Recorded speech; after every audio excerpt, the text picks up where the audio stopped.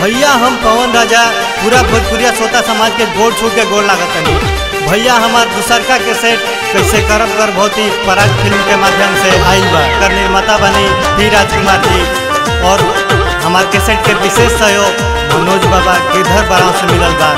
और ये गाना में कलम के जादू देखल बनी जुगनू राजा, बीरू बेदर्दी और हरे राम जी। तो आई सुनल जावे गीत के पवन राजा के माध्यम से। रोजे रोजे फेरब माला पूजब जे भगवती सुनिए सैया जी। ए जी रोजे रोजे फेरब माला पूजब जे भगवती सुनिए सैया जी। ए सुनिए राजा जी त कैसे करब गौर भगवती सुनिए सैया जी। त कैसे करब गौर भगवती सुनिए सैया जी।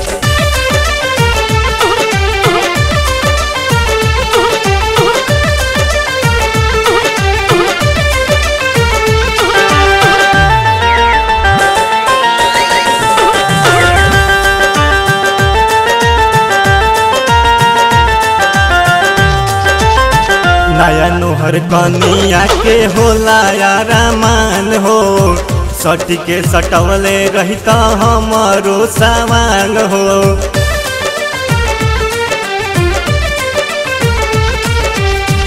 नया नोहर कनिया के होला यारा मान हो, सटी के सटवले रहता हमारो सामान हो।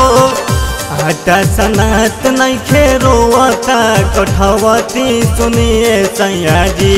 ए जी आटा सनात नहीं खेरोवता कठवती सुनिए सैया जी। ए सुनिए राजा जी त कैसे करब गौर भगवती सुनिए सैया जी। त कैसे करब गौर भगवती सुनिए राजा जी।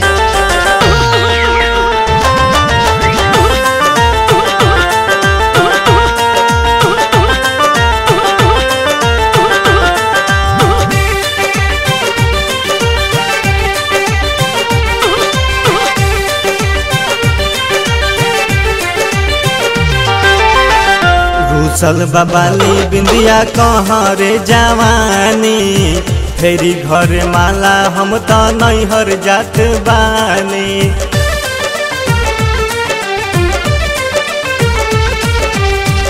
रूसल बबाली बिंदिया कहाँ रे जवानी, फेरी घर माला हम तो नैहर जात बानी। खेत जोतवाई बोही जा राखब नाही परती सुनिए सैया जी। ए हो खेत जोतवाई बोही जा राखब नाही परती सुनिए सैया जी। ए सुनिए राजा जी त ओहि जे हो खब गौर भगवती सुनिए सैया जी। त ओहि जे हो खब गौर भगवती सुनिए राजा जी।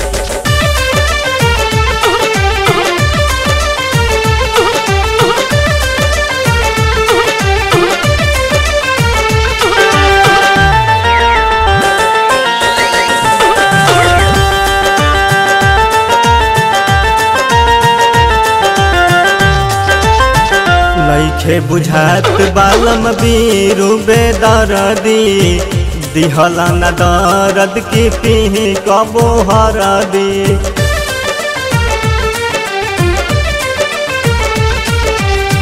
नइखे बुझात बालम बीरू बेदर्दी, दिहला न दर्द की पीही कबो हरदी।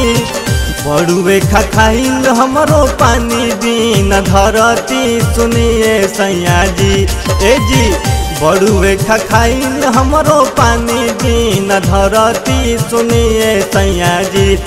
ए सुनिए राजा जी त कैसे करब गौर भगवती सुनिए सैया जी। त कैसे करब गौर भगवती सुनिए राजा जी। रोजे रोजे फेरब माला पूजब जे भगवती सुनिए सैया जी। ए जी रोजे रोजे फेरब माला पूजब जे भगवती सुनिए सैया जी। ए सुनिए राजा जी त कैसे करब गौर भगवती सुनिए सैया जी। त तो कैसे करब गर्भवती सुनिए सैया जी।